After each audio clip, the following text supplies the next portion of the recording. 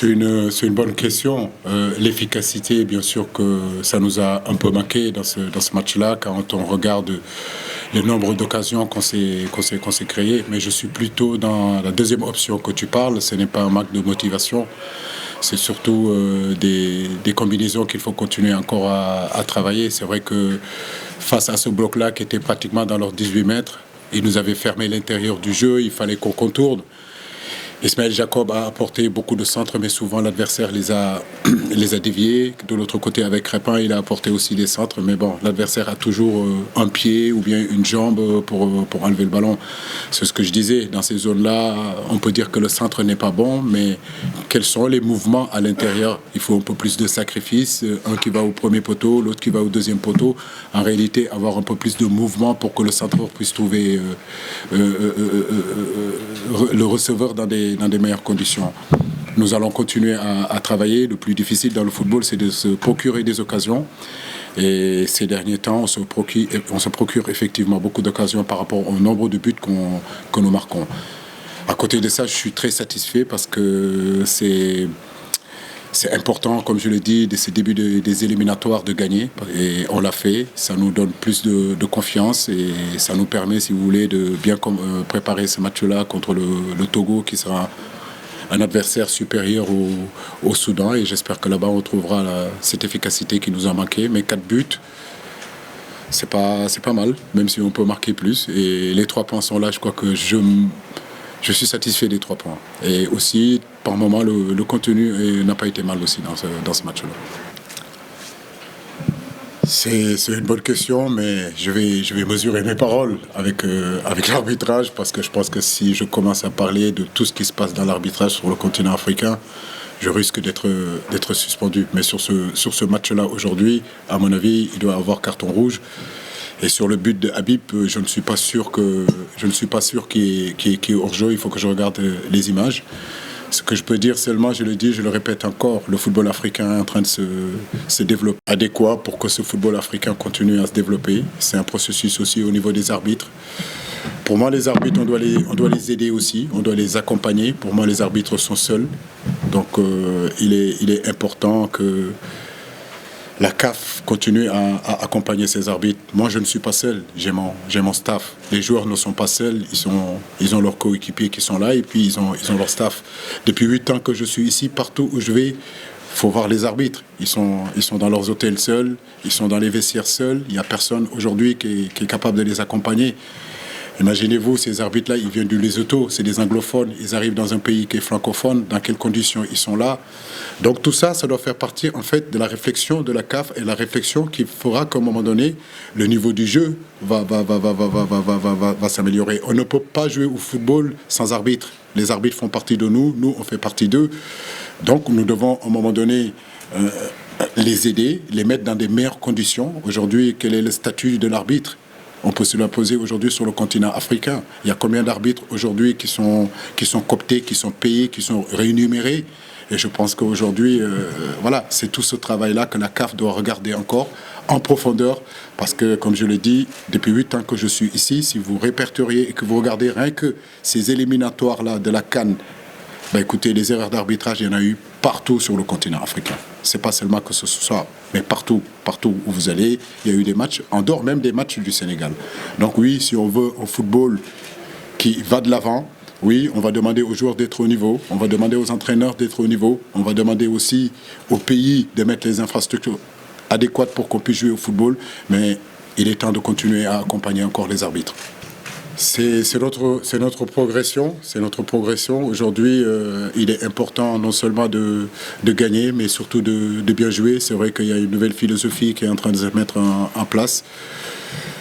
Depuis le match du Brésil, même le match contre le Bénin, on arrive sur le plan tactique, si vous voulez, à changer notre style. Voilà, parfois, on peut jouer avec trois défenseurs. Parfois, on est capable de jouer avec un numéro 10, comme on l'a fait aujourd'hui à l'image d'Iliman, qui a été en dessous de Sadio et d'Habib.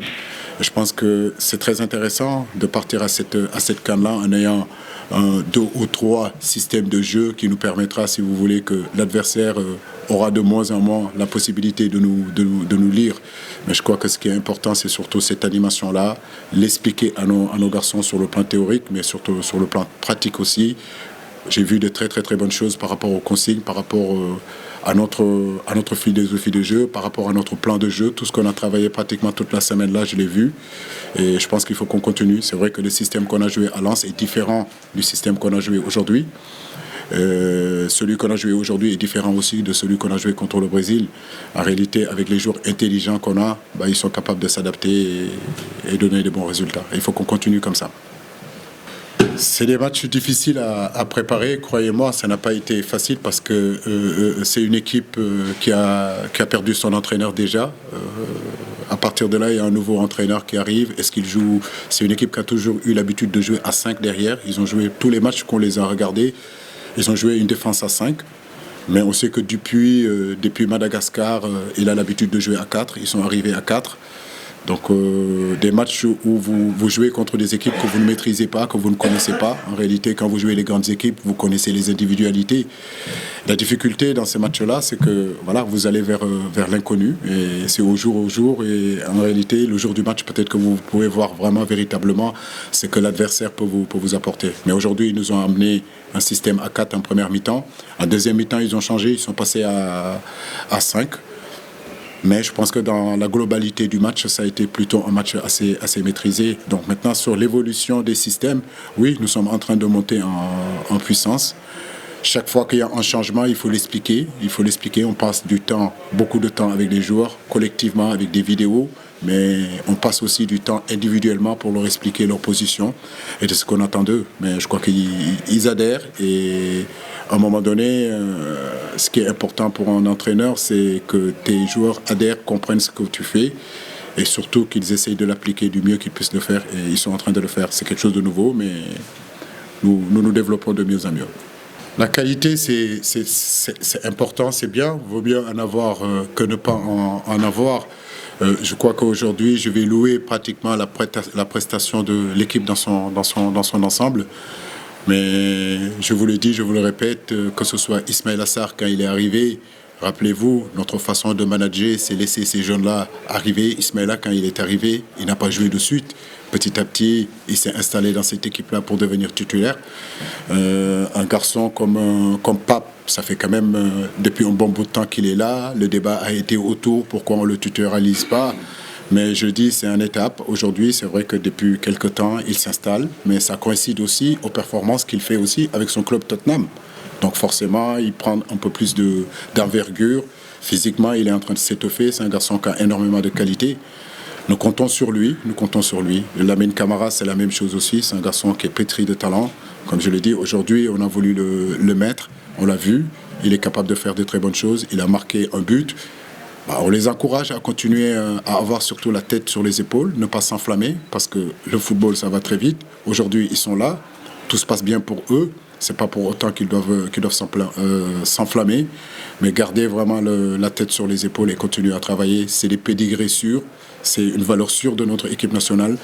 Nous, c'est à nous de les accompagner et ne pas leur mettre trop la pression comme leurs aînés, on leur a mis la pression pendant des années et des années. Le site numéro 1 du sport au Sénégal, www.sport.com, est maintenant disponible en version application mobile sur iOS et Android. Retrouvez l'actualité du Sénégal pour tous les sports en direct sur votre téléphone.